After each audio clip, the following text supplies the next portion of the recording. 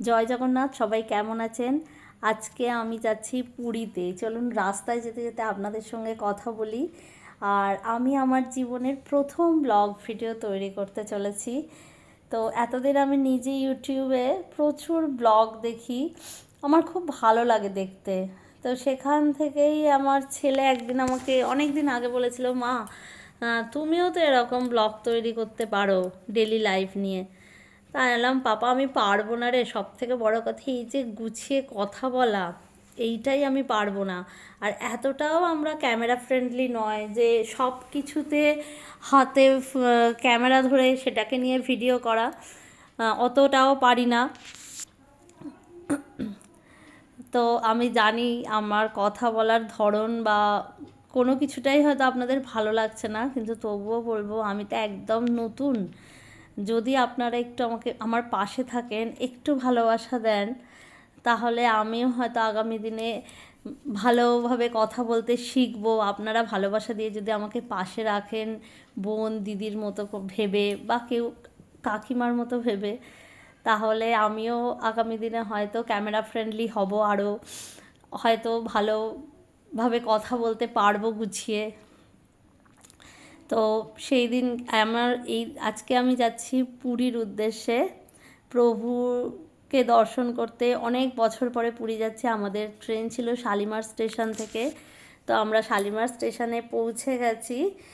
আর স্টেশনে পৌঁছেই দেখলাম যে আমাদের ট্রেন দিয়ে দিয়েছে D4-এ। তো শালিমার স্টেশন থেকেই ফার্স্ট টাইম আমরা ট্রেনে উঠছিলাম, ওই জন্য D4 প্ল্যাটফর্মটা কোথায় সেটা খুঁজতেও একটু সময় লেগেছিলো।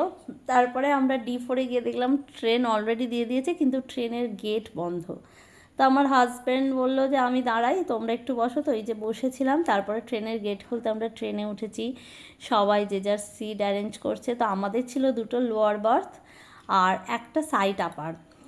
তো আমরা বসে পড়েছি। তো তারপরে ঠিক 8:35-এ আমাদের ট্রেন, একদম কারেক্ট টাইমে ট্রেন শালিমার স্টেশন থেকে পুরীর উদ্দেশ্যে ছেড়েছিল। তো খুব এক্সাইটমেন্ট লাগছিল যে অনেক বছর পরে আমরা পুরী যাচ্ছিলাম। ছেলে তখন ছোট ছিল, তখন পুরী গেছিলাম। আর পুরী তো আর কি আমাদের দ্বিতীয় বাড়ি বলতে গেলে বাঙালির কাছে। তো ছেলে যখন ছোট ছিল তখন গেছিলাম, আর এই এখন এত বছর পর এখন ছেলে বড় হয়েছে, এখন পুরী যাচ্ছি, খুব ভালোও লাগছিল।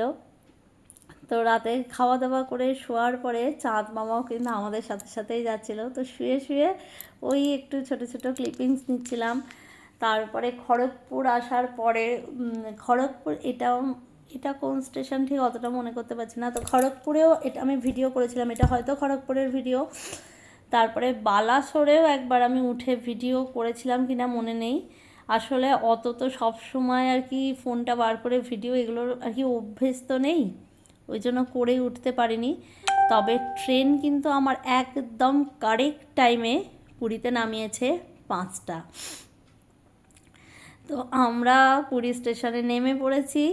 আর হোটেলে গিয়ে আপনাদের সঙ্গে কি দেখা করব, আমরা হোটেলের লজে আর কি নিচে গিয়ে লাগেজগুলো রেখে আমার হাজব্যান্ডকে বলেছি তুমি সব কিছু রুমে রাখো বলে ছেলে আর আমি চলে গেছি বিচে।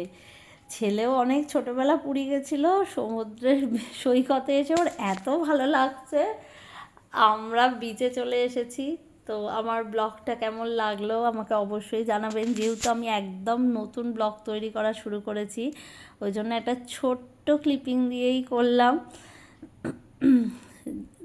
কেমন লাগলো একটু জানাবেন। তো সূর্যমামা তো অনেকটাই উঠে গেছে আর কি। আমরা স্টেশন থেকে বেরিয়ে হোটেলে আস্তে আস্তে একটু তো সময় লেগেই গেছে ওগুলো রাখতে, লাগেজগুলো। তারপরে আমরা সমুদ্র সৈকতে গিয়েছিলাম। তো এত বছর পরে পুরী